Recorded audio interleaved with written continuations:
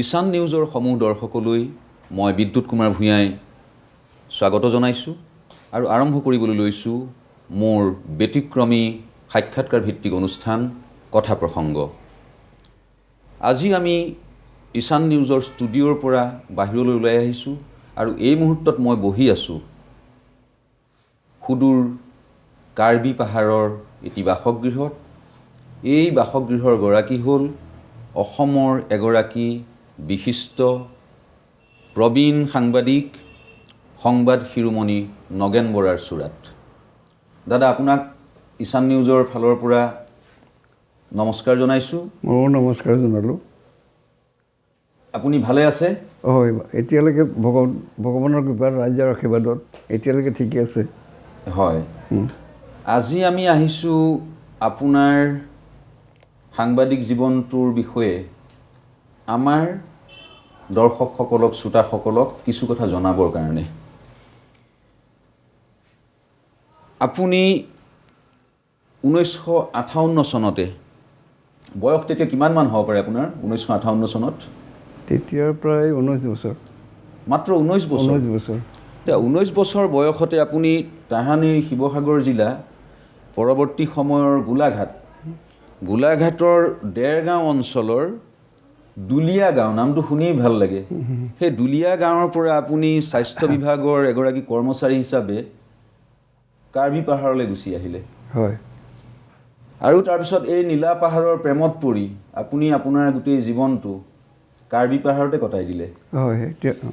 প্ৰথম অৱস্থাত আপুনি যদিও স্বাস্থ্য বিভাগৰ এগৰাকী কৰ্মচাৰী হিচাপে ইয়াত আহি যোগ দিছিল, কিন্তু সেই নিশ্চিত চাকৰিটোৰ নিৰাপত্তা বাদ দি আপুনি এটা সময়ত আৰম্ভ কৰিলে সাংবাদিকতা, যিটোৰ আৰ্থিক নিৰাপত্তা বুলিবলৈ আজিও নাই, তেতিয়াতো আৰু সংকটপূৰ্ণ আছিলে।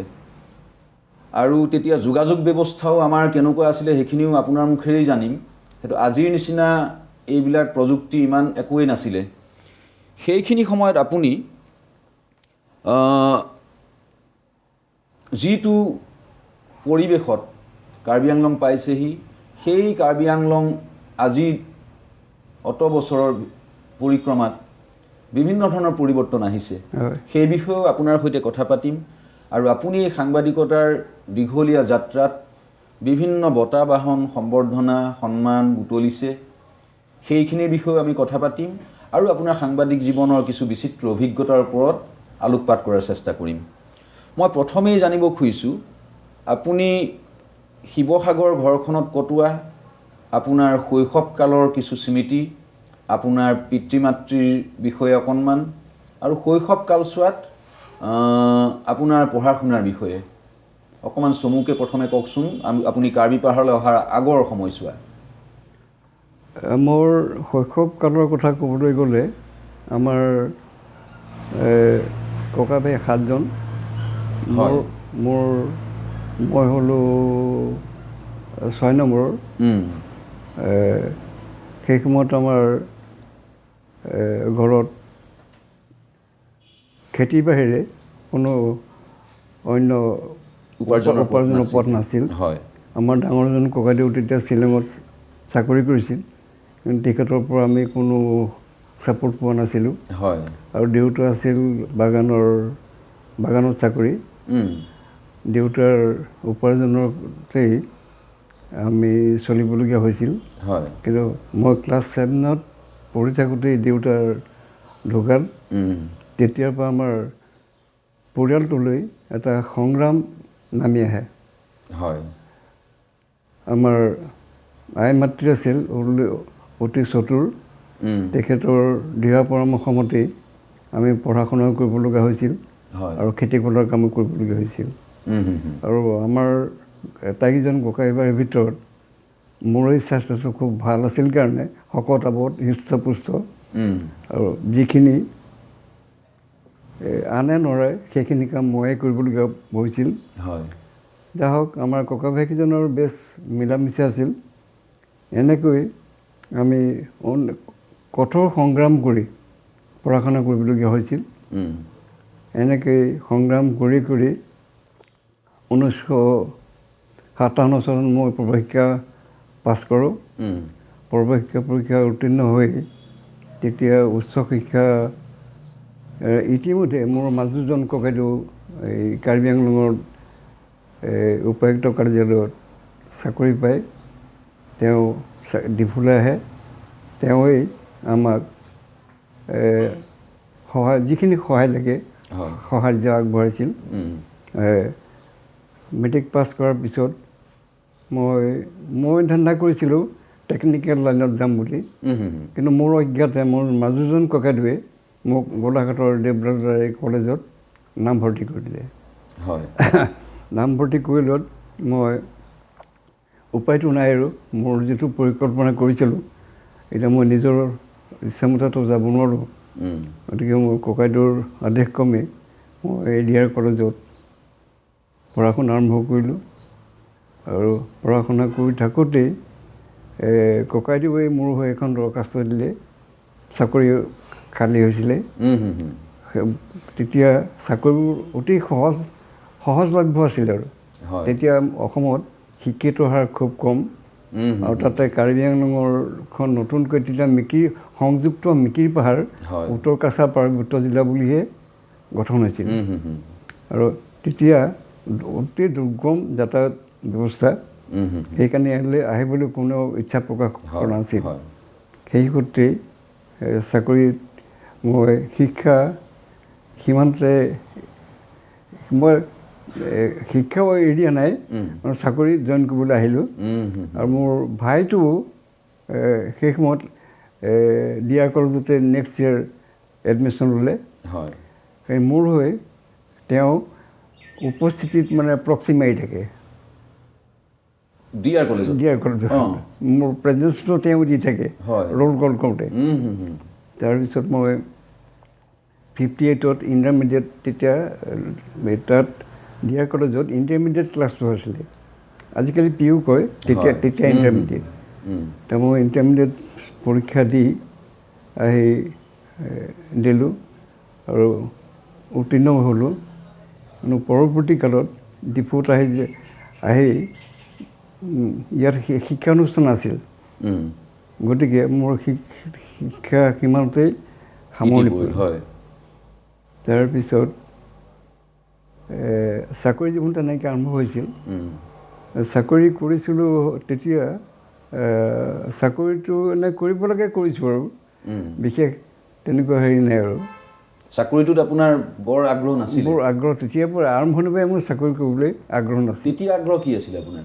তেতিয়া মোৰ আগ্ৰহ মানে মোৰ টেকনিকেল লাইনত যোৱাৰ আগ্ৰহ এটা আছিল। কাৰণ টেকনিকেল লাইনত গ'লেই যিকোনো উপায়ে জীৱনটো চলাই দিব পাৰি, মোৰ ধাৰণাটো আছিল সেইটো। কিন্তু মোৰ আশাটো পূৰ্ণ নহ'ল। তাত হ'লেও মই ডিফুলৈ আহি দেখিলোঁ গোটেই ইয়াত মানে একেবাৰে জীৱনটো মানে একেবাৰে উদাস, কোনো সমাজ নাই, কোনো তেনেকুৱা এটা সুস্থ পৰিৱেশ নাই। সকলো চাকৰিয়াল, খালি সন্ধিয়া সময়তে সকলো গোট খায়। তেতিয়া ডিফু ক্লাবটোৱে প্ৰাণকেন্দ্ৰ আছিল, তাতে আমি সকলো লগ ভাগ হৈ। আপুনি আহোঁতে ডিফু ক্লাব গঠন হৈ গৈছে? মই অহালৈ ডিফু ক্লাব গঠন হৈছে, 54তে গঠন হৈছে। মই আহিছোঁ 58ত। তেতিয়া সন্ধিয়া আমি তাতে তাচ খেলি ৰাতি 9-10 বজাত ঘৰ সোমাওঁ। তেতিয়া দেখিলোঁ যে এনেকৈ নহয়। তেতিয়াৰ পৰা মই কিতাপ পঢ়া আৰম্ভ কৰিলোঁ। আৰু কিতাপ পঢ়াৰ হেৰিটো আগ্ৰহটো মোৰ সৰুৰ পৰাই আছিল। কাৰণ মোৰ কিতাপ পঢ়াৰ আগ্ৰহটো জন্মিছিল মই হাইস্কুলত পঢ়ি থাকোঁতেই মই ৰজনীকান্ত বৰদলৈৰ কাৰাঙৰ ডিগ্ৰী, ৰহস্য ডিগ্ৰী উপন্যাস পঢ়ি মোৰ উপন্যাস সাহিত্যৰ ওপৰত মোৰ আগ্ৰহটো তেতিয়াৰ পৰা আৰম্ভ হৈছিল। আৰম্ভ হৈ তেতিয়া কিতাপ কিনিবলৈতো তেতিয়া আমাৰ সেই চোৱাটো পৰিৱেশেই নাই। লোকৰ পৰা আনি যেন তেনে আৰু বা আনৰ পৰা আনি পঢ়িবলৈও সুবিধা নাই। হ'লেও ডিফুলৈ অহাৰ পিছত সুবিধাটো পালোঁ। পাই তাই কিতাপ পঢ়া আৰম্ভ কৰিলোঁ। আৰু তেতিয়া কিতাপো খুব মৌলিক গ্ৰন্থ ওলায়, উপন্যাসেই হওক বা প্ৰবন্ধ সাহিত্যই হওক, বেছ পঢ়িবলগীয়া আৰু এটা ভাল বাৰ্তা থাকে আৰু কিতাপৰ প্ৰতি মোৰ আগ্ৰহ তেতিয়াৰ পৰা বাঢ়িল আৰু সেই যে আগ্ৰহটো বাঢ়িল আৰু এতিয়া বিনোদন বুলিবলৈ সেই সময়ত বেলেগ একো নাই টেলিভিশ্যনো নাই, একো নাই, ৰেডিঅ'টো তেতিয়া ৰেডিঅ'টো একমাত্ৰ মিডিয়া, তাকো চাই ঘৰে ঘৰে নাছিল, ঘৰে নাই। গতিকে আপুনি সেই অভাৱ পূৰাবলৈ আপুনি কিতাপৰ আশ্ৰয় ল'লে। কিতাপেই মোৰ লগৰী। হয়, আচ্ছা। তাৰপিছতে এই সুদীৰ্ঘ সময়ছোৱাত আপুনি ওপৰ অসমৰ পৰা আহি এই সহজ সৰল জনগোষ্ঠীটোৰ বুকুৰ কুটুম হৈ পৰিল। আপুনি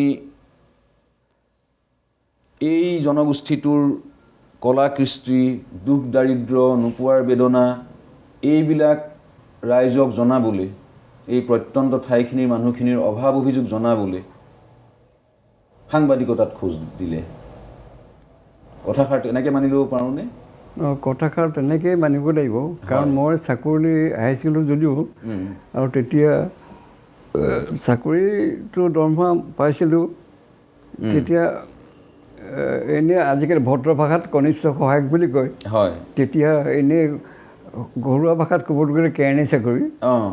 দৰমহা পাইছিলোঁ 99 টকা 50 পইচা, 100 টকাও নহয়। 100 টকাও নহয়।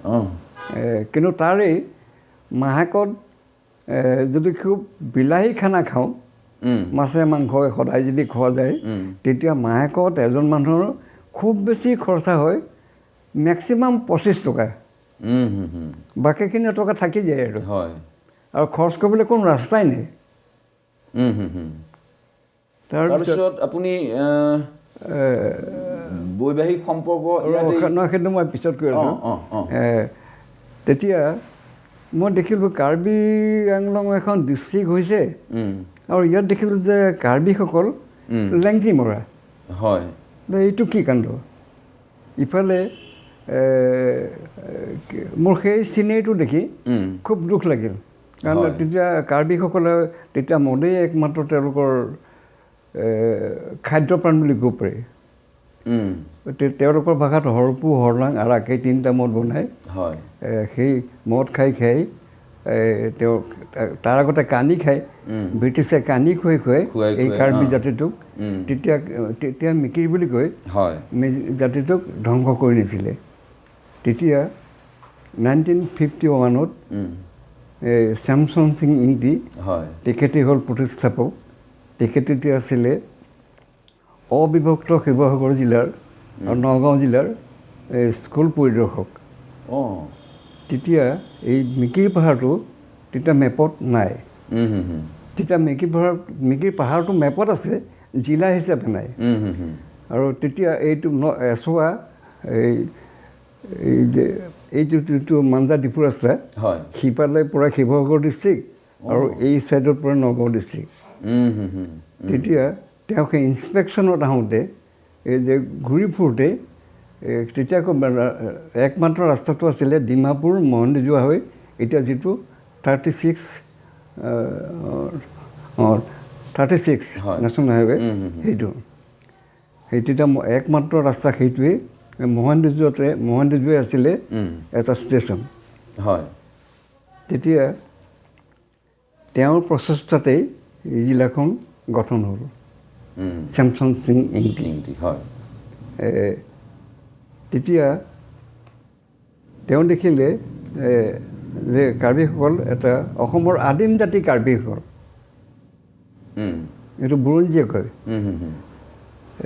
সেইখিনি বেলেগ কাহিনী, সেইখিনি ক'বলৈ গ'লে আদিম মানে আমি এনেকৈ বুজিম নেকি একেবাৰে মানে প্ৰথম আদিম জাতি? প্ৰথম আদিম জাতি অসমৰ আদিম জাতিটোৱে হ'ল কাৰ্বিসকল। আহোমসকল বহুত পিছত অহা, সেইটো বৰ ডাঙৰ ইতিহাস। সেইখিনি ক'বলৈ গ'লে আপোনাৰ বহুত। আমি এতিয়া যে ভূমিপুত্ৰ শব্দটো আজিকালি খুব প্ৰচলিত শুনি থাকোঁ, কিন্তু ভূমিপুত্ৰ বুলিলে আমি প্ৰথমে প্ৰথমতে আমি কাৰ্বিকে ক'ব লাগিব। সেই বিষয়ে যদি কোনোবাই বিতৰ্ক কৰে তাৰ প্ৰত্যুত্তৰ দিবলৈ মই সাজু আছোঁ। ইমানলৈকে মই ক'ব পাৰোঁ। সেইখিনি বহুত দীঘলীয়া কাহিনী হ'ব, সিমান নাযাওঁ। দেখিলোঁ যে ভূমিপুত্ৰসকলে যদি অৱস্থা হয়, লেংটি মাৰি থাকে, মাত্ৰ সামান্য বস্ত্ৰখন পৰিধান কৰি থাকে, তেওঁলোকৰ সেই শোকাবৰ দৃশ্যটো দেখি মোৰ খুব দুখ লাগিল। সেইটো সমান্তৰালভাৱে এনেকুৱাও মোৰ ভাৱ এটা হৈছে আপোনাৰ দৃষ্টিত শোকাবহ কিন্তু তেওঁলোক হয়তো তেনেকৈ সহজ সৰলতাটো যে সহজ সৰলতা মানে তেওঁলোকক গাইড দিবলৈ কোনো মানুহেই নাই, মানুহ নাছিলে। হয়, আচলতে গাইডৰ অভাৱ। হয় হয়। আৰু সেই দৃষ্টিখন যেতিয়া প্ৰথম খোলে তেতিয়া ভৈয়ামৰ আমাৰ সকল অসমীয়াসকল আহি ডিফুলৈ আহিল, আহি পেলাই এই কাৰ্বি জাতিটো যদি আজি যিটো পৰ্যায় পাইছে তাৰ মূল অৰিহণা হ'ল ভৈয়ামৰ যিসকল যুৱক যুৱতী সেই সময়ত চাকৰি সূত্ৰে ডিফুলৈ আহিছিল তেওঁলোকৰ জৰিয়তেহে আজি কাৰ্বি জাতিটো এই পৰ্যায় পাইছে। এইটো আচলতে গৌৰৱ কৰিবলগীয়া নহয়, এইটো আচলতে আমাৰ প্ৰজন্মৰ এটা ত্যাগ। ত্যাগ স্বীকাৰ কৰি এই কাৰ্বি জাতিটো আজি বিশ্ব দৰবাৰত উঠিবলৈ সক্ষম হৈছে। এতিয়া মোৰ আৰু তাৰ মাজতে মই সাংবাদিকতাৰ কথাটো আপুনি মই সেইটোৱে প্ৰশ্নটো মোৰ হ'ল আপোনাৰ সেই আৰম্ভণি সময়ছোৱাৰ মানে কাৰ্বি পাহাৰৰ জনজীৱন আপুনি চুই গৈছে অৱশ্যে আৰু আপোনাৰ সাংবাদিক জীৱনৰ আৰম্ভণি সময়ছোৱা আপুনি কিয় সাংবাদিকতাৰ পথটো বাছি লৈছিলে? সেইটোকে মই সেইটোৱে ক'বলৈ গৈছোঁ যে কাৰ্বিসকলৰ দেখিলোঁ যিটো দুৰৱস্থা, তেতিয়া কাৰ্বি বুলি নকয় মিকিৰ বুলি কয়। তেতিয়া কাৰ্বি শব্দটো আহিছে 1975 চনৰ পৰা। তেওঁলোকে নিজকে মানে আৰ্লিং বুলি চিনাকি দি ভাল পায়। যাই হওক, তেতিয়া চৰকাৰৰ লগত ফাইট কৰিবলৈ তো মই নোৱাৰোঁ, যিহেতু মই এটা সাধাৰণ এটা কেৰাণী চাকৰি, গতিকে কেৰাণী আৰু ক্ষমতা কিমান সেইটো আৰু সকলোৱে জানে। তেতিয়া দেখিলোঁ যে মিডিয়াটোৱে হ'ল, গণমাধ্যমটোৱে হ'ল আচল মিডিয়া। তেতিয়া ভাগ্য ভাল, অসমত তেতিয়া বাতৰি কাকত নাছিল। তেতিয়া দৈনিক বাতৰি কাকত আছিল নতুন অসমীয়া। নতুন অসমীয়াৰ সম্পাদক আছিল হৰেণ বৰুৱা ছাৰ। তেখেতক এদিন মই গুৱাহাটীলৈ গৈ লগ ধৰিলোঁ।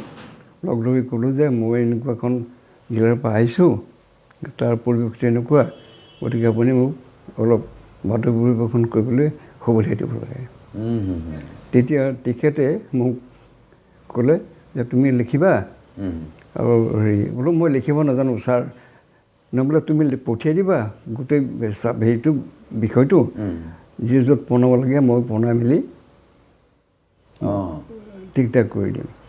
এতিয়া তেখেতৰ গাইডেঞ্চটো পাই মই প্ৰথম নতুন অসমীয়া কাকতত বাতৰি লিখিবলৈ আৰম্ভ কৰিছিলোঁ। তাৰমানে আপোনাৰ সাংবাদিক জীৱন বুলি ক'লে নতুন অসমীয়াৰে আৰম্ভ হৈছে।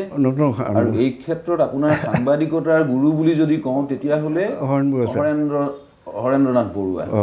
হয়, আৰু তেখেতে এইটো কি কয়, খুব গালি পাৰে আৰু মই সেইবোৰ আশীৰ্বাদ বুলি লওঁ। কিন্তু আজিকালিতো সেইটো গালি কোনেও সহ্য নকৰে। কিন্তু মই তেতিয়া আশীৰ্বাদ হিচাপে লৈ তেখেতৰ গাইডেঞ্চ লৈ মই নতুন অসমীয়াত সাংবাদিকতা আৰম্ভ কৰিছিলোঁ। তাৰপিছত 1963 চন্দ্ৰপ্ৰসাদ শইকীয়া ছাৰৰ সম্পাদনাত অসম বাতৰি কাকত ওলাল। তাত অসম বাতৰি কাকতত মোৰ আকৌ এজন বন্ধু, এতিয়া প্ৰত্যৰ্যদশা সাহিত্যিক নগেন শইকীয়া, মোৰ মানে বন্ধু আৰু। তেখেতক মই চিঠি এখন দিলোঁ, মোক বাতৰি পৰিৱেশন কৰিবলৈ ক'লে। অসম বাতৰিত সোমালোঁ। তাৰপিছত 1968 হোমান বৰগোহাঁই ছাৰত সম্পাদনাত লোৱা সাপ্তাহিক নীলাচল, তাৰ সাপ্তাহিক নীলাচলত বাতৰি পৰিৱেশন কৰিলোঁ। কৰোঁতে তেতিয়া অসম বাতৰি আৰু সাপ্তাহিক নীলাচল বুলিলেই চৰকাৰৰ ভয়ত ত্ৰস্তমান। আমাৰ বম্বেৰ পৰা যিখন ব্লিজ কাগজ ওলাইছিলে NG কৰঞ্জীয়াৰ সম্পাদনাত, সেই অসমৰ সেই ব্লিজ কাকতৰ ভূমিকাটো লৈছিল অসম বাতৰি আৰু সাপ্তাহিক নীলাচলে। তেতিয়া সেই দুখন কাগজ বুলি চৰকাৰৰ থৰহৰি কঁপিছে। আৰু সেই দুখন কাকততেই মই বাতৰি পৰিৱেশন কৰাৰ সুবিধা পাইছিলোঁ। চন্দ্ৰপ্ৰসাদ শইকীয়া ছাৰ আৰু হোমন বৰগোহাঁই ছাৰৰ অনুকম্পাত। আৰু সেই তেনেকৈ মোৰ জাতিটোৰ কাৰণে লিখি লিখি মই চাকৰি যে আছে মই পাহৰিয়ে গ'লোঁ। তাৰপিছত চৰকাৰৰ ৰসত পৰিলোঁ মোক ডিফুৰ পৰা ট্ৰান্সফাৰ কৰিলে নগাঁৱলৈ নগাঁৱৰ সেই সময়ত আপুনি চৰকাৰী চাকৰিটো ৰাখিয়েই সাংবাদিকতা কৰি আছোঁ আৰু মোক কোনো গাইডেঞ্চো দিয়া নাই যে তুমি চাকৰি কৰি আছা তোমাৰ বিপদ হ'ব তুমি হয় চাকৰি কৰা অনুমতি কৰা সেই বিষয়ে মোক কোনো পৰামৰ্শ দিয়া নাই মই লিখিব লাগে লিখি আছোঁ আৰু মই জানো যে চৰকাৰী চাকৰি কৰি এইখিনি চৰকাৰৰ এগেইনষ্টত কৰিব নোৱাৰে সেইটো মই জানো কিন্তু মোক গাইড যে দিয়া নাই মই ডেম কেয়াৰ লিখি আছোঁ আৰু তাৰপিছত নগাঁৱলৈ ট্ৰান্সফাৰ কৰিলে তাৰ বহুত নগাঁৱলৈ মই নগ'লোঁ যে কি কৰিম যে ইতিমধ্যে 64ত মোৰ বিবাহ হয় আৰু বিবাহ মোৰ প্ৰেম সূত্ৰে বিবাহ মোৰ মিছেছ পঢ়িছিলে ডেভিছন বৰুৱা কলেজত পি ইউ ফাইনেল পাছ আৰু কেনেবাকৈ এক্সিডেণ্টলি আৰু হৈ গ'ল আৰু তেতিয়া মোৰ যুৱ জীৱন আৰম্ভ হ'ল তাৰ মিছেছ আহি তেওঁকো মই চাকৰিত সোমাই ল'লোঁ তাৰ চাকৰিটো সোমাই তেতিয়া মই আৰু ডেম কেয়াৰ যে এতিয়া মোৰ এটা ইনকাম চ'ৰ্চ এটা আছে বিপদত নপৰোঁ অন্ততঃ সেইটো ষ্ট্ৰেংথতেই মই লাগিলোঁ ইতিমধ্যে 75 চনত ইন্দিৰা গান্ধীয়ে ইমাৰ্জেঞ্চি জাৰি কৰিলে তেতিয়া সেই ইমাৰ্জেঞ্চি ৰুলত পেলাই মোৰ চাকৰিটো খালে তেতিয়া মইতো আগৰ পৰাই চাৰেণ্ডাৰ কৰিলোঁ মাহেকত 100 টকাটো এটা মামুলি কথা এটা সেইটো নহ'লেও মই কিবা এটা কৰি চলাব পাৰিম জৰুৰীকালীন সময়ছোৱাত যে আপোনাৰ চাকৰিটো গ'ল সেইটোৱে চাগে আপোনাৰ গৌৰমাৰী গংগাত পেলোৱা নিচিনা গৌৰমাৰী গংগাত পেলালে সেইটো আকৌ গৌৰমাৰী গংগাত পেলালে কেনেকৈ সেই 75 চনতে তেতিয়া মই বিকল্প হিচাপে মই ঘৰ দুটা পাণ দোকান এখন খুলিলোঁ মই পাণ দোকানে দিলোঁ 2 বছৰমান পাণ দোকানে দিলোঁ তেতিয়া এখন তামোলৰ দাম 5 পইচা তাকো বাকীকৈ খাই হাঁহি উঠা কাহিনী মই আত্মজীৱনে দিবৰ কথা লিখিছোঁ যা হওক এনেকৈ সংগ্ৰাম কৰি মোৰ জীৱনটো গৈ আছিল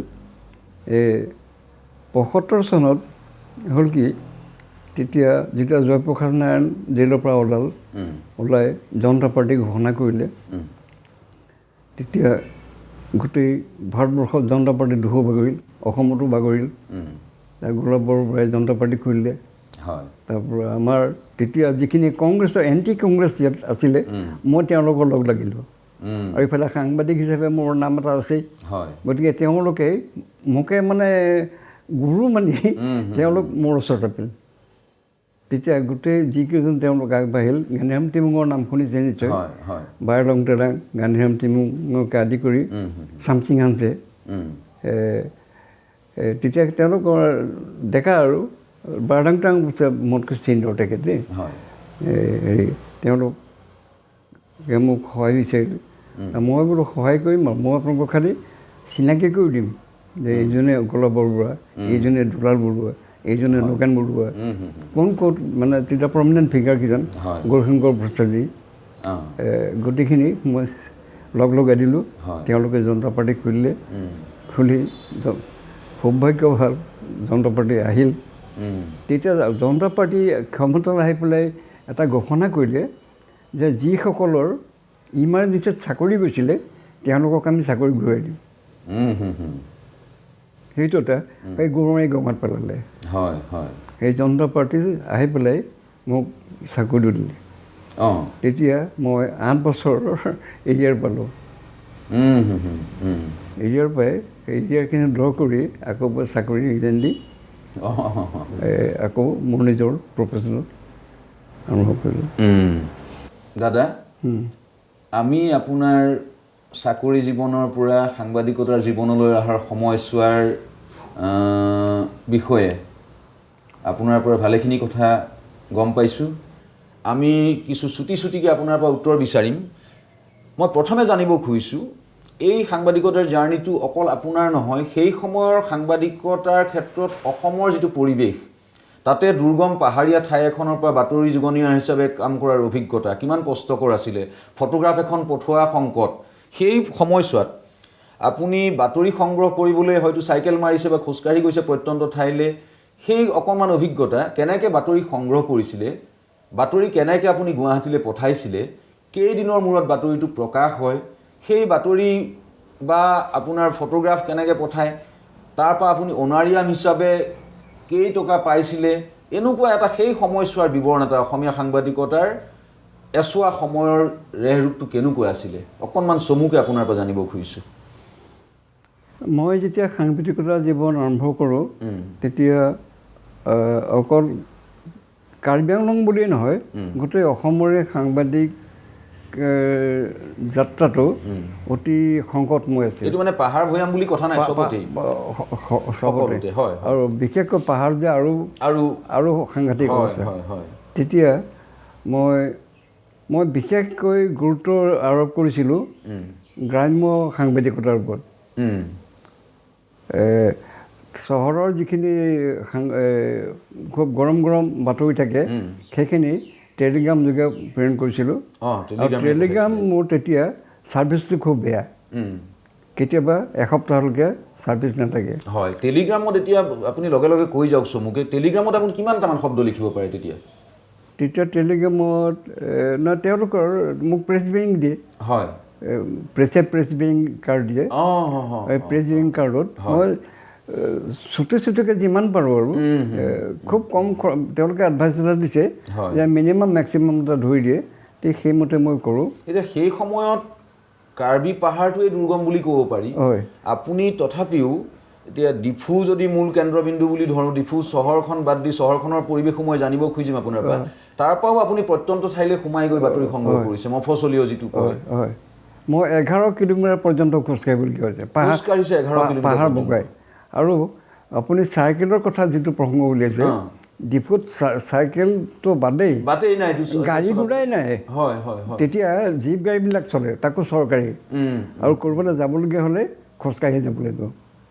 টাউনখনতে আনকি তেতিয়া টাউনখন সৰু আছিল, হ'লেও আপুনি ইঘৰৰ পৰা সিঘৰ বজাৰ যদি যাবলগীয়া হয় খোজকাঢ়ি যাব লাগিব, বজাৰ পৰা খোজকাঢ়ি পিঠিত বুকি বস্তু আনিব লাগিব। যাতায়াতৰ ব্যৱস্থা অতি সাংঘাতিক আছিল। এতিয়া আমাৰ কৰেছপণ্ডেণ্ট বুলিলে কৰেছপণ্ডেণ্ট এজনৰো কৰেছপণ্ডেণ্ট থাকে, তেওঁ মোবাইল ফোনেৰে ফোন কৰি যে এইটো খবৰ আছে দাদা আহক, বা এইটো তুমি ৰেডি কৰি থোৱা মই যাম। সেই সময়ততো আপোনাক খবৰ দিয়া মানুহো নাই নহয়, খবৰ দিয়া মানুহ খবৰ ল'বলৈ যোৱাৰ আগত কিছুমান চ'ৰ্চে খবৰ দিয়ে নহয়, আপোনাৰ তেনেকুৱাও চ'ৰ্চ নাই। মই কৰোঁ কি, এই তেতিয়া কাউন্সিলৰ যিসকল EM এক্সিকিউটিভ মেম্বাৰ বা চিফ এক্সিকিউটিভ মেম্বাৰ তেখেতসকলে মিটিঙত মোক লৈ যায়, তেতিয়া মই তেওঁলোকৰ মিটিংখনত গৈ মই গাঁৱত কি ঘটি আছে মই সেইটোতে বেছি গুৰুত্ব দিওঁ। সেই গ্ৰামাঞ্চলৰ ওপৰত মই যে কাৰ্বিসকল কিমান আগবাঢ়িছে, তেতিয়া দেখিলোঁ যে তেওঁলোক আগবাঢ়িব পৰা নাইকিয়া, কিন্তু EM CMবিলাকৰ বছৰে বছৰে সম্পত্তি বাঢ়ি গৈ আছে। মই সেইবিলাকতে বেছি গুৰুত্ব দিছিলোঁ। এতিয়া যিসকল সাধাৰণ কাৰ্বি নাগৰিক আপুনি লগ পায়, তেওঁলোকৰ যেতিয়া আপুনি খবৰ সোধে, তেওঁলোকৰ লগত আপোনাৰ এক্সচেঞ্জটো কেনেকৈ হয়? তেওঁলোকে কাৰ্বি ভাষাত কয়? তেওঁলোকে অসমীয়াতে কয়। অসমীয়াত আমাতকৈ ভাল অসমীয়া তেওঁলোকে জানে, আচৰিত কাণ্ড। তেওঁলোকে অসমীয়া যিবোৰ পুৰণা শব্দ ব্যৱহাৰ কৰিব, যিবোৰ আমাৰ একোজন বৰেণ্য সাহিত্যিকে পাৰণে নোৱাৰে মোৰ সন্দেহ। এনেকুৱা তেওঁলোকৰ মজুত আছে অসমীয়া শব্দ, মই আচৰিত হওঁ। এতিয়া মোক কওক আপুনি, তেতিয়া পাৰিশ্ৰমিক বা অনাৰিয়াম বুলিলে যিটো বুজো, আপুনি কি পাইছিলে? পাৰিশ্ৰমিক মোক দৈনিক অসমে প্ৰথমে দিছিলে 20 টকা। এইটো এটা বাতৰিত নে গোটেই? নহয়, গোটেই মাহটোত। সেইটো ৰিটেইনাৰ ফিজ বুলি কয়। আৰু মোক দৈনিক অসমত সোমোৱাৰ লগা মানুহজনেই হ'ল কীৰ্তিনাথ হাজৰিকা ছাৰ। তেখেতে নিজে? তেখেতেই মোক এপইণ্টমেণ্ট দিছিলে, আৰু তেখেতে মোক ষ্টাফ ৰিপৰ্টাৰ হিচাপে দৈনিক অসমলৈ মাতিছিলোঁ, কিন্তু ডিপুৱে মোক এৰি নিদিয়ে। গতিকে মই নগ'লোঁ, আৰু যোৱা হ'লে মই সেইটো আৰু বেলেগ এটা জীৱন হ'ল। কিন্তু সেইটো জীৱনতকৈ এতিয়া মই ইয়াত যিখিনি ছেক্ৰিফাইচ কৰিলোঁ, মই তেওঁ নিজে গৌৰৱ নকৰোঁ সেইটো, কিন্তু সেই গুৱাহাটীত গৈ অন্ততঃ পাহাৰত থাকি মই গোটেই অসমে অন্ততঃ জানিছে যে নগেন বৰানো কোন অৰ্থাৎ মই গৌৰৱ কৰি কোৱা নাই হয়তো গুৱাহাটীত থকা হ'লে মই কোনোবা মন্ত্ৰী MLA ৰ লগত পাছত থাকি তাত ঘৰ দুৱাৰ হ'লহেঁতেন কিবা কিবি ধেৰ হ'লহেঁতেন কিন্তু সেইখিনি মোৰ আগৰ পৰা আগ্ৰহ নাই আৰু এতিয়াও নাই সেইকাৰণে তেনেকৈ চলিছে আৰু এতিয়াও মোৰ বোলে কেইটা দিন আছে গতিকে সেইমতে চলি আছোঁ আৰু সেয়ে মই ছপা মাধ্যম এৰিলোঁ কিছু সময়ৰ কাৰণে সমান্তৰালভাৱে আপুনি অল ইণ্ডিয়া ৰেডিঅ' গুৱাহাটীৰ কাৰণেও বাতৰি যোগনীয়া হিচাপে কাম কৰিছিলে আৰু তেতিয়া আমি এসপ্তাহৰ মূৰত বা এমাহৰ মূৰত কেতিয়াবা আমি জিলাৰ বাতৰি বুলি এখন প্ৰতিবেদন শুনিবলৈ পাওঁ সেইবিলাক জিলাৰ প্ৰতিনিধিসকলে যোগান ধৰিছিলে সেই ৰেডিঅ'ৰ কৰেছপণ্ডেণ্ট হিচাপে ৰেডিঅ' কৰেছপণ্ডেণ্ট হিচাপে মোক জিলাৰ চিঠিখনত তেওঁলোকে 1000 টকা দিয়ে আৰু কৰেছপণ্ডেণ্ট হিচাপে তেওঁলোকে 500 টকা দিয়ে সেইটো আপোনাৰ অনাৰিয়াম হিচাপে সেইটো বৰ সৰু পইচা নহয় তেতিয়া সৰু পইচা নহয় তেতিয়া খৰচ কৰিবলৈ মোৰ জেগাই নাই থাকি যায়গৈ তেতিয়া সেই অৱস্থা এইটো পইচা চৰকাৰী কাৰণে সেইটো হৈছে চৰকাৰী কাৰণে কিন্তু পেপাৰৰ পৰা এইটো কি কয় অপ্ৰিয় হ'লেও সত্য এতিয়া পেপাৰৰ মানুহে যদি শুনি আছে তোক বিশ্বাস নকৰিব ট্ৰিবিউন এইটো কি কয় অসম বাতৰিৰ নীলাচলৰ পৰা তো এপইচাও নাপাওঁ আৰু সেইবোৰ বিনা পইচাত জনমভূমি বিনা পইচাত কৰি থাকোঁ দৈনিক অসমত এই 2 মাহৰ মূৰত এইটো কি কয় দিয়ে খুব বেছি 200 বা 300 টকা আহে আকৌ জনমভূমিয়ে 6 মাহৰ মূৰত দিয়ে খুব বেছি 400-500 টকা আহে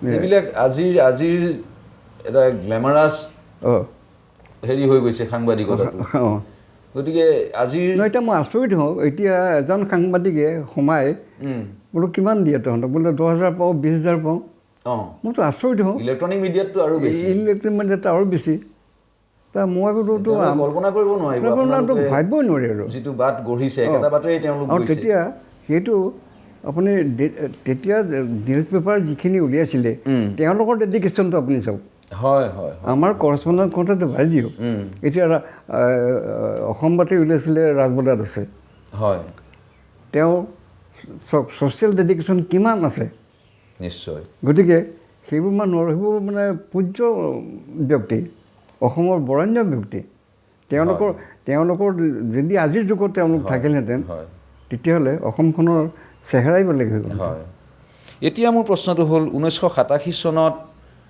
কাৰ্বি আংলং স্বায়ত্তশাসিত পৰিষদ দাবী কৰাৰ যিভাগ আন্দোলন হৈছিলে সেই আন্দোলনৰ সময়ছোৱাৰ অকণমান বিৱৰণী আপোনাৰ মুখেৰে শুনোচোন আচলতে সেইটো চমুকৈ ক'বলৈ গ'লে সেই উকমুকনিৰ সময়ছোৱা উকমুকনিটো স্বায়ত্তশাসিতৰ দাবীটো আহিবলগীয়া হ'ল একমাত্ৰ প্ৰাক্তন মুখ্যমন্ত্ৰী প্ৰফুল্ল কুমাৰ মহন্তৰ কাৰণে তেওঁ হ'ল ইয়াৰ কাৰণে জগৰীয়া কাৰণ তেতিয়া জয়ন্ত ৰম্পীয়ে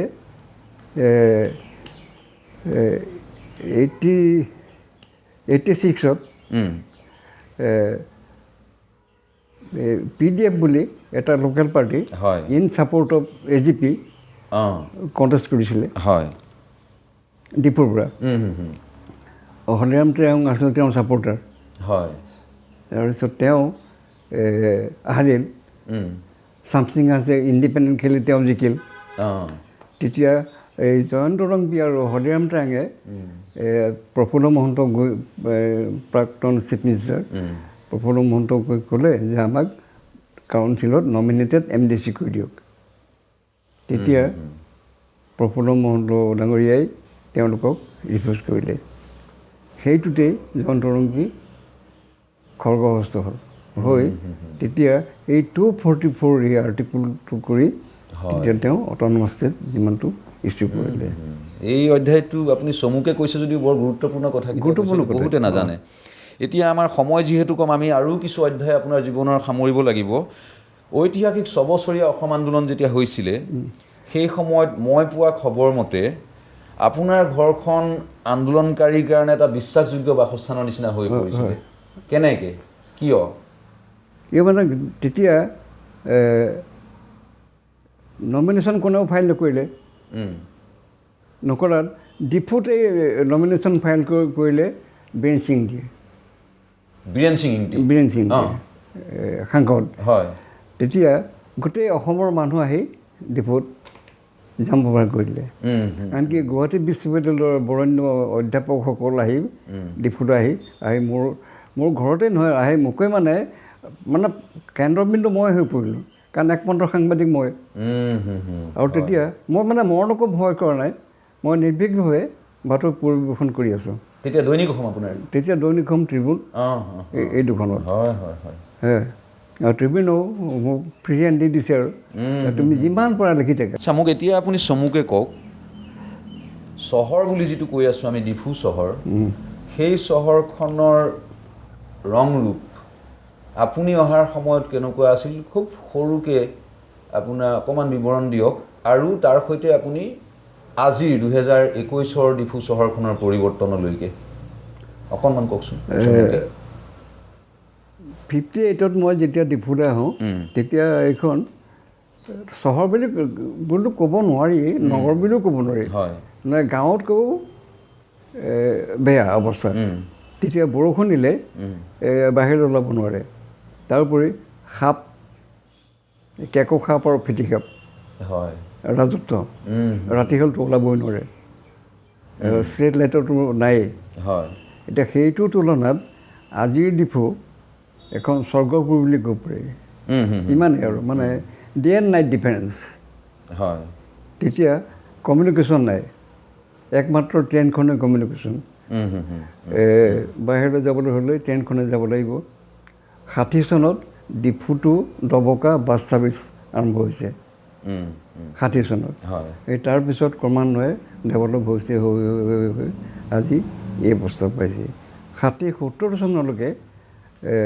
কমিউনিকেশ্যন যাতায়াত ব্যৱস্থাটো অতি শোচনীয় আছিল একমাত্ৰ ৰেল গাড়ীখনেই একমাত্ৰ যাতায়াত ব্যৱস্থা আৰু ৰেলো তাকো দুখন আজিকালি আপ ডাউন 14খন গাড়ী চলে তেতিয়া মাত্ৰ দুখন এখন পেছেঞ্জাৰ ট্ৰেইন সেইখন লামডিং টু তিনিচুকীয়া আৰু এখন আছাম মেইল গুৱাহাটী টু ডিব্ৰুগড় এতিয়া এই যে শেহতীয়াকৈ এই চলিত কেইটামান বছৰত হোৱা ডিফুৰ পৰিৱৰ্তন ডিফু টাউনখনৰ বাট পদূলি ষ্ট্ৰীট লাইটৰ পৰা আৰম্ভ কৰি এই অৱস্থাখিনিয়ে আপোনাক মনত কেনেকুৱা অনুভৱ দিছে নহয় এইখিনিতো বেছ সুস্থ পৰিৱেশ এটা হৈছে কাৰণ কথা হ'ল কি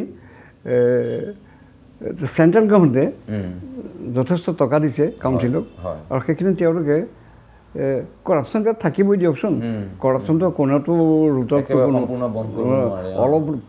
অলপ হ'লেও থাকিব তেতিয়া টকা কিন্তু গোটেই টকা খুজি খাইছিলে এতিয়া অন্ততঃ 50% কামত খটুৱাইছে 50% নহ'লেও অন্ততঃ 30-40% কামত এতিয়া খটুৱাইছে এতিয়া মোৰ আৰু এটা কথা নুসুধিলে আমাৰ থাকি যাব আমি এই নতুন অসমীয়াৰ পৰা আৰম্ভ কৰি অসমীয়া সংবাদপত্ৰ যিকেইখনৰ লগত আপুনি জড়িত আছিলে including all India radio' Guwahati তাৰ বাহিৰেও আপুনি কেইখনমান কাকতৰ সম্পাদনা কৰিছে নিজে প্ৰকাশ কৰিছে তাৰ মাজতে মই আৰু এটা কৈ থওঁ মোৰ হেৰি এসময়ত কলিকতাৰ পৰা হিন্দুস্তান ষ্টেণ্ডাৰ্ড বুলি এখন পেপাৰ ওলাইছিলে নাম শুনিছে নহয় মই সেইখন পেপাৰটো 2 বছৰ ডিফুৰ পৰা কৰস্পণ্ডেণ্ট কাম কৰিছিলোঁ অসমৰ আগশাৰীৰ বাতৰি কাকত কেইবাখনতো আপুনি ডিফুৰ কৰেছপণ্ডেণ্ট হিচাপে সেৱা আগবঢ়ালে তাৰ উপৰিও আপুনি এইমাত্ৰ উল্লেখ কৰিছে যে আপুনি কলিকতাৰ পৰা প্ৰকাশিত হিন্দুস্তান ষ্টেণ্ডাৰ্ড কাকতখনতো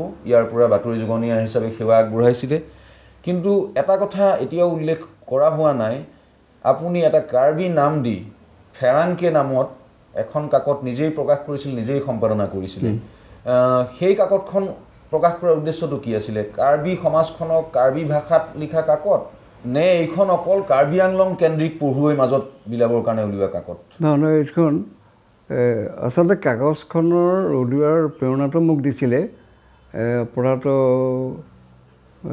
মন্ত্ৰী চামসিং আনছে তেওঁ মোক দাদা বুলি মাতে তেওঁ মোক ক'লে যে দাদা ডিফুৰ পৰা এখন ষ্টেট লেভেলত পেপাৰ উলিয়াব লাগে। এইখন কাৰ্বি লেংগুৱেজত আছিল? নহয়, অসমীয়াত। অসমীয়াত, কিন্তু নামটো ফেৰাংকে থাকিব? নামটো ফেৰাংকে। ফেৰাংকে শব্দটোৰ অৰ্থ কি? দূত। দূত? দূত, বাৰ্তাবাহক। বাৰ্তাবাহক, বাহ। গতিকে মানে কাৰ্বি ভাষাটোতো অকল কাৰ্বিহে জানে, বাকী অসমৰ ৰাইজে নাজানে। গতিকে কাৰ্বি আংলঙত কি ক'ত হৈছে নহৈছে, কাৰ্বি অসমীয়া জানে নে নাজানে, এই কথাখিনি অসমত প্ৰচাৰৰ উদ্দেশ্যেৰে আপুনি পেপাৰখনৰ সম্পাদনৰ দায়িত্ব লওক, আৰু তাৰ যিখিনি যাৱতীয় খৰচ পাতি এখন বৰ্ড আছিলে, সেই বৰ্ডে বহন কৰিব। মই খালি সম্পাদনাৰ দায়িত্বটো লৈ কাগজখন উলিয়াইছিলোঁ। সেইখন 30,000তকৈ অধিক চাৰ্কুলেশ্যন হৈছিলে, কিন্তু পিছত গৈ এইখন 15 বছৰ চলিল। কিন্তু এইটোও ডাঙৰ কথা। কিন্তু আৰ্থিক দুৰৱস্থাৰ বাবে আৰু তেতিয়া ডিপুত মানে অফছেট প্ৰিণ্টাৰ্ছ নাই। তেতিয়া মই প্ৰথমতে যোৰহাটত কৰিবলগীয়া হৈছিল। সেইখনতো অফছেট ছপা হৈছিলে? অফছেট ছপা হৈছিলে। আপুনি গম পাই নাপায় নাজানো, মোৰে বন্ধু বিশিষ্ট সাহিত্যিক ভৱপ্ৰসাদ দেউৰীয়ে পাহাৰী দূত ফেৰাংকে বুক পোষ্ট কৰি পেলাই পঠাইছিলে। অফছেট ছপা তেতিয়া যোৰহাটত ছপা। তাৰপিছত যোৰহাটৰ পৰা আনি গুৱাহাটীৰ পৰা প্ৰকাশ কৰিছিলোঁ। হয়, প্ৰথমতে ফৰ্টনাইট আছিলে, তাৰপিছত সাপ্তাহিক হ'ল। এটা অতি গুৰুত্বপূৰ্ণ প্ৰশ্ন মই আপোনাক সুধিব লাগিব, সেইটো হ'ল 1987 চনত আপুনি জিলা উপায়ুক্তৰ বিৰুদ্ধে বুলি কৈছোঁ এটা বাতৰি পৰিৱেশন কৰিছিলে, যিটোৰ কাৰণে আপুনি এদিনৰ বাবে কাৰাগাৰলৈ যাব লগা হৈছিলে। নাম্বাৰ 1। নাম্বাৰ 2, 2000 চনত আপুনি জিলা আৰক্ষী অধীক্ষকৰ বিৰুদ্ধে এটা বাতৰি পৰিৱেশন কৰিছিলে, তাৰ ফলত আপোনাক এই ডিফু চহৰৰ মাজেদি হাতত হেণ্ডকাফ লগাই টানি লৈ যোৱা হৈছিলে। মোৰ মনত পৰে সেই বিষ্ণুৰাভাগ তেজপুৰত হেণ্ডকাফ লগাই টানি নিয়া ঘটনাটো মনত পৰিছে আপোনাৰ ক্ষেত্ৰত। এতিয়া মোৰ প্ৰশ্নটো হ'ল, মই যিমান দূৰ জানো আপুনি সাংবাদিকতাত সদায় সাহসী আৰু আপোচবিহীন হৈ থাকিল। এতিয়া এই ঘটনা দুটা কেনেকৈ ঘটিছিলে, আপুনি ব্যক্তিবিশেষৰ নাম উল্লেখ নকৰাকৈ যিখিনি জনাব পাৰে চমুকৈ জনাওকচোন। প্ৰথম কথা, উপায়ুক্তৰ লগত যিটো মোৰ ক্লাছ হ'ল, সেইটো এটা সাধাৰণ কথা এটা। উপায়ুক্তৰ লগত মোৰ ইমানেই ঘনিষ্ঠ, আৰু সেই ঘনিষ্ঠতাটো মোক সংলগ্ন কৰাই দিছিলে এজন ADC, নাম নকওঁ, তেখেতো এজন এতিয়া বিশিষ্ট সাংবাদিক, বুদ্ধিজীৱী। মই পিছত নামটো ক'ম বাৰু আপোনাক। ঠিক আছে। ক'লে যেতিয়া তেখেত উপায়ুক্ত হিচাপে ইয়াত জইন কৰিবলৈ আহে, তেতিয়া মোক ADCয়ে মাতি নি ক'লে, তেখেত প্ৰচাৰ বৰ ভাল পায়, আপুনি প্ৰচাৰ কৰিব। মই সেইমতে প্ৰচাৰনো কি আৰু, DCয়ে যিখিনি কাম কৰিছে, যিখিনি পজিটিভ, মই সেইখিনি কওঁ। সেইখিনিও পাব্লিচিটি দিবই লাগিব। তাৰোপৰি পাব্লিচিটি এটা ডিপাৰ্টমেণ্টেই আছে, তথাপিতো মোক ফ্ৰীলেন্স হিচাপে সেইখিনি সুবিধা দিছিল। এবাৰ হ'ল কি, এই এক্সাইজ চুপাৰিনটেণ্ডেণ্ট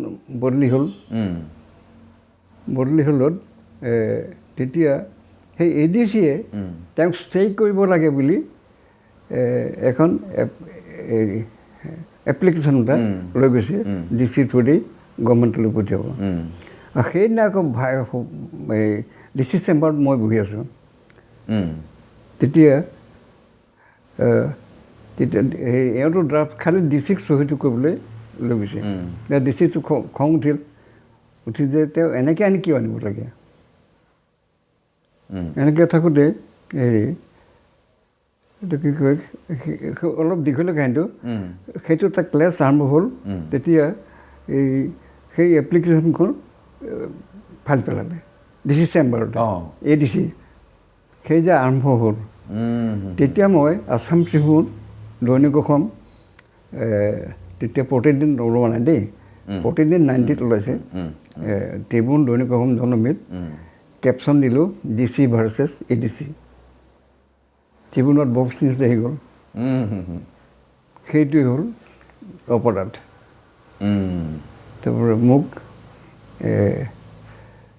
এই যিখন টেলিগ্ৰাম মেছেজখন DCয়ে টেলিগ্ৰাম মাষ্টৰৰ পৰা 2000 টকা দি সেইখন আনি ফটোষ্টেট কৰি মোৰ যিটো চাৰ্জ মোৰ আনিছে তাত এনক্ল'জ কৰি দিছে নাই সেই সময়ত দুটা ঘটনা ঘটে সাংবাদিকতাৰ জগতত আজিও ঘটিব এটা হৈছে তেনেকুৱা কাৰোবাৰ বিপক্ষে নিউজ লিখিলে যদি তেওঁলোক প্ৰশাসন যন্ত্ৰৰ অংশীদাৰ হয় বা বিভিন্ন প্ৰকাৰে শক্তিশালী হয় তেতিয়াহ'লে তেওঁলোকে দুটা ব্যৱস্থা ল'ব পাৰে এটা হ'ল আপোনাক প্ৰলোভন দিব কিবা নহয় আপোনাক ভাবুকি দিব এতিয়া সেই দুটা আপোনাৰ ক্ষেত্ৰত হোৱা নাছিলে নাই একো কৰা নাই মোক এজনে খবৰটো দিলে যে এনেকুৱা এটা চলিছে তোমাক আজি হয়তো এৰেষ্ট কৰিব পাৰে মই ৰাতাৰাতি মই গুৱাহাটী পালোগৈ হয় তেতিয়া প্ৰফুল্ল মহন্ত চিফ মিনিষ্টাৰ মই গৈ চিফ মিনিষ্টাৰৰ লগত মই খুব ক্ল'জ আৰু মই মানে উইদাউট চিকিউৰিটি মই তেওঁ বোলে এনেই উইদাউট হেজিটেশ্যন মই সোমাই যাব পাৰে মই সোমাই গৈ দেখিছোঁ সেই পেপাৰ কাটিংটো তেওঁ পঢ়ি আছে এই বক্স নিউজ যিটো হৈছিলে সেইটো পঢ়ি আছে তাৰ মোক ক'লেও আপুনি আহিল বৰ ভাল হ'ল ঘটনা বোলে তেতিয়া গোটেই ঘটনাটো ক'লোঁ তাৰপিছত ঠিক আছে মই মাত্ৰ অৰ্ডাৰ কৰিছোঁ তেওঁ চিফ ছেক্ৰেটাৰীক মাতি আনিলে তেওঁ এটা অৰ্ডাৰ কৰি দিলে যে নগেন বৰাৰ এগেইনষ্টে কোনো চাৰ্জ আনিব নালাগে আৰু তেওঁৰ এগেইনষ্টে কোনো ব্যৱস্থা ল'ব নালাগে এই বুলি এটা মেছেজ দিছিলে পঠিয়াই দিলে কিন্তু কাৰাগাৰত আপুনি এদিন সোমাল নেকি মোকতো তেতিয়া তাৰ কপি এটা মোক দি দিলে সেই মেছেজটোৰ সেইটো মই ভাবিছোঁ মই ফ্ৰী আৰু যে মোকতো এৰেষ্ট কৰিব নোৱাৰে তাত ইতিমধ্যে যে মই গুৱাহাটীলৈ গ'লোঁ তাৰ আগদিনা DCয়ে পুলিচ লগাই মোৰ ঘৰ চাৰ্চ কৰিলে তেতিয়া মই মোৰ ল'ৰাটো পঠিয়াই থানাত ক'লোঁ যে ক'ব যে কালি কি কাৰণে চাৰ্চ কৰিছিলে মই আহিছোঁ তেতিয়া পুলিচ একেবাৰে প্লেটুন লৈ আহি গ'ল মোৰ ঘৰলৈ আহি এৰেষ্ট কৰিলে হয় মইতো মোৰ হাঁহি উঠিছে বোলো খেলখন এতিয়া জমিব এতিয়া মোৰ হাতত নাই কেছ এতিয়া চিফ মিনিষ্টাৰলৈ গ'ল তাৰপিছত তথাপিতো DCকো মই মানিছোঁ দেই মানে মানিছোঁ দেই তেনেকুৱা সাহসী দৃষ্টি দৰকাৰ এজন চিফ মিনিষ্টাৰ এগেইনষ্টে যোৱাটো মই এপ্ৰিচিয়েট কৰিছোঁ তেওঁক কঠোৰ প্ৰশাসনিক বিষয়া হিচাপে তেওঁৰ কঠোৰতা চবেই হেৰি এইটো কি কয় তাৰপিছত গ'ল কথা গুচিল মোক হেণ্ডকাপ লগাই তেওঁ হেৰি লকআপ কৰি দিলে তাৰপিছত এইটো কি কয় মোক ক'লে মেডিকেল কৰিব বোলো বেমাৰেই হোৱা নাই মেডিকেল কেনেকৈ হ'ব তাত ডাক্তৰ মাতি আনিলে ডাক্তৰে ক'লে যে হেৰি চালে বোলে হয় কোনো বেমাৰ নাই তাৰ ৰাতি 1 বজাত আকৌ ডাক্তৰ গৈছে নহয় বোলে আপোনাৰ বেমাৰ হৈছে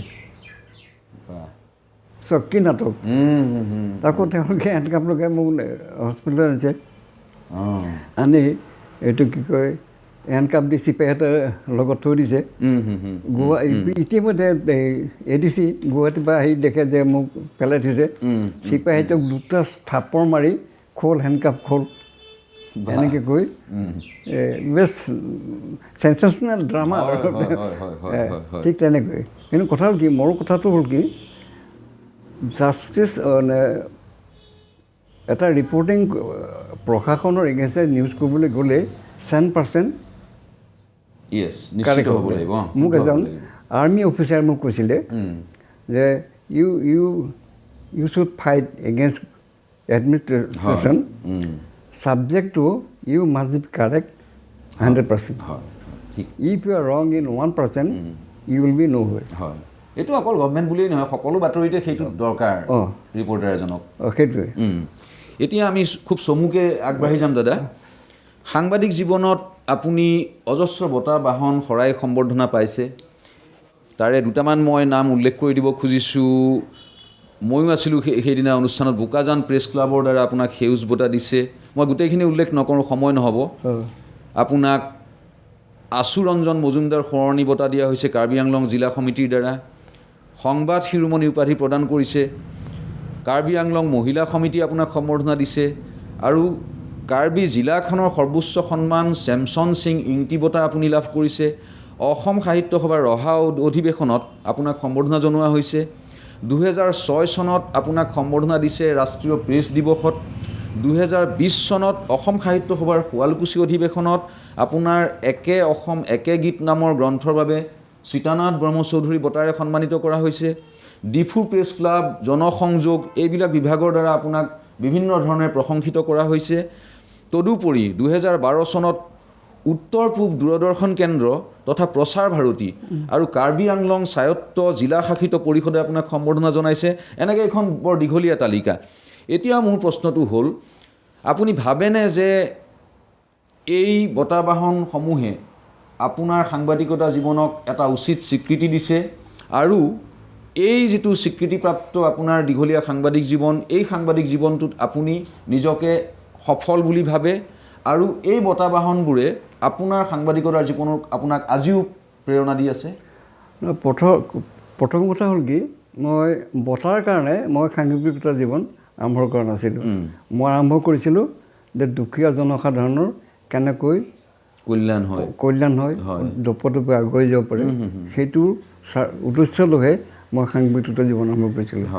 বঁটাৰ কাৰণে মই কৰা নাছিলোঁ আৰু যিসকলে মোক বঁটা দিছে তেখেতসকলে যদি উপলব্ধি কৰিব পাৰিছে যে এইটো বঁটা পাবৰ কাৰণে অযোগ্য যদি তেখেতসকলে আন্তৰিকতাৰে দিছে মই আন্তৰিকতাৰে গ্ৰহণ কৰিছোঁ এতিয়া অসম সাহিত্য সভাই যিটো ৰহা অধিৱেশনৰ কথা যিটো কৈছে সেইটো অকল মোকেই নহয় অসমৰ সকলো সাংবাদিককে এইটো এটা মানে কনচলিউশ্যন এটা এইটো মানে আমাৰ উদগনি বা নিচুকনি এইটো কি কয় এইটো কি কয় আমাৰ তেতিয়া সভাপতি অসম সাহিত্য সভাৰ নামটো জানাই নহয় আৰু সেই তেওঁ কিবা এটা উদ্দেশ্যপ্ৰণীতভাৱে এই কামটো কৰিছে আৰু সেইটো তাকো ৰাতি কপি ঠাণ্ডা দিনত সাংবাদিকসকলৰ যি অৱস্থা কৰিলে সেইটো হ'ব মোৰ এটা প্ৰশ্নও আহিছে সেই প্ৰশ্নটো মই সুধিম আপুনি অন্য ধৰণে নল'ব আপুনি বঁটাটো গ্ৰহণ কৰিছে আৰু আপুনি সেই বঁটাটো উদ্দেশ্যপ্ৰণীত বুলি কৈছে এইটো আপোনাৰ ডাবল ষ্টেণ্ডাৰ্ড কথা নহ'লনে ডাবল ষ্টেণ্ডাৰ্ড নহয় কৈছোঁ কেলৈ তেতিয়ালৈকে মই বুজা নাছিলোঁ তেতিয়ালৈকে মই বুজা নাছিলোঁ যেতিয়া আগতে মই বুজিলোহেঁতেন মই নাযাওঁ এতিয়ালৈকে নিশ্চয় এতিয়া অসম সাহিত্য সভাই এইটো কি কয় মোক যিটো একে গীতৰ কাৰণে যিটো দিছে মই সেইটো মই প্ৰাইজ বঁটা পাম বুলি মই দিয়া নাছিলোঁ পেপাৰত এটা বিজ্ঞাপন পালোঁ হেৰি এডভাৰটাইজ এটা দিছে তেতিয়া মই ভাবিলোঁ যে এইখনকে পঠাই চাওঁচোন কি হয় আৰু মোৰ এখন প্ৰথম গ্ৰন্থ হেৰি তেতিয়া দেখিলোঁ পিছত কেইদিনমানৰ পিছতে সাহিত্য সভাৰ সচিব কি আছিল নামটো মই পাহৰিছোঁ মোলৈ ফোন কৰি জনালে যে আপোনাৰ কিতাপখন এই যে সীতানাথ ব্ৰহ্মচৌধুৰীৰ কাৰণে নিৰ্বাচিত কৰা হৈছে আৰু মইতো ভবাই নাই মই এনেই মানে জাষ্ট পঠিয়াব লগা কাৰণে পঠাই দিছোঁ ইমান মুক্ত আজি এতিয়াও আপুনি খুব ইমান স্পষ্টবাদী সাংবাদিকৰ যিটো প্ৰধান চৰিত্ৰ হ'ব লাগে ইমান মুকলিকৈ আপুনি আৰবেৰ নোহোৱাকৈ কথাবিলাক কৈছে এই চৰিত্ৰ আজিৰ সাংবাদিকতাৰ মাজত বৰ বিৰল মই গৌৰৱ কৰি কোৱা নাই এতিয়া কীৰ্তিনাথ হাজৰিকা ছাৰে মোক যেতিয়া গুৱাহাটীলৈ মোক মাতিছিলে মই যোৱা হ'লে হয় গুৱাহাটীত যোৱা হ'লে মোৰ ফিল্ডখন আৰু ডেভেলপ হ'ল হয় আমি নেম আৰু ফেম বুলি ক'লে যিটো সেইটো স্থিতি লাভ কৰিলেহেঁতেন আৰু বহল সমাজ এখনে হয়তো এতিয়া যদু কাকতি মোৰ খুব ভাল বন্ধু তেখেত হয় এতিয়া তেখেত আজি সাহিত্যিক পেঞ্চন এটা পাইছে কিন্তু যদু কাকতিৰ নীলাচলত থাকোঁতে তেখেতৰ যিটো সাংবাদিকতা জীৱন সেইটো আৰু কি ক'ম আৰু কিন্তু সেইবোৰ প্ৰতিভা বেলেগ হয় মোৰ সৌভাগ্য হৈছিলে দাদা মই কনকসেন ডেকা সম্পাদিত অগ্ৰদূতত যেতিয়া যোগ দিছিলোঁ 88 চনত তেতিয়া মই সহকৰ্মী হিচাপে যদু কাকতি দাদাকো পাইছিলোঁ যদু কাকতি তালৈ গৈছে হয় ডেডিকেটেড মানুহ এইবিলাক হয় এতিয়া আপোনাক মই চমুকৈ আৰু দুটামান প্ৰশ্ন কৰি যাওঁ সেইটো হ'ল সাংবাদিকতাৰ যিটো উপাৰ্জন বুলি যদি ধৰোঁ সেইটোৰে চমুকে ক'ব আপুনি ঘৰ সংসাৰ চলেনে?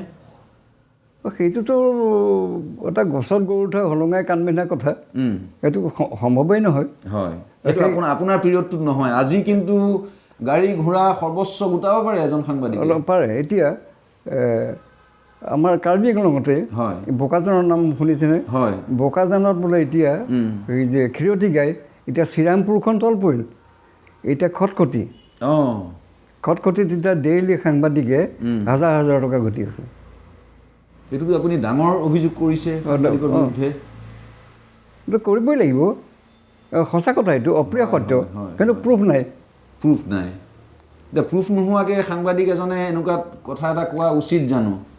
তেওঁলোকে ফেচ কৰক, মই নাম কৈ দিব পাৰোঁ যে আমাক এতিয়া নকওঁ, প্ৰয়োজন হ'লে যদি কোনোবাই কোৰ্ট কৰে আদালত, মই আদালত ক'ম, আদালতত মই ষ্টেণ্ড দিম। সেইটো এই দিশটো যদি মই বাদ দিওঁ এটা মুহূৰ্তৰ কাৰণে, কিন্তু আজিকালি পেপাৰ হাউচ বা ইলেক্ট্ৰনিক মিডিয়া হাউচৰ পৰাও কৰেছপণ্ডেণ্টসকলক আপোনালোকৰ তুলনাত আজি যথেষ্ট সা সুবিধা দিয়ে। বহুত দিছে।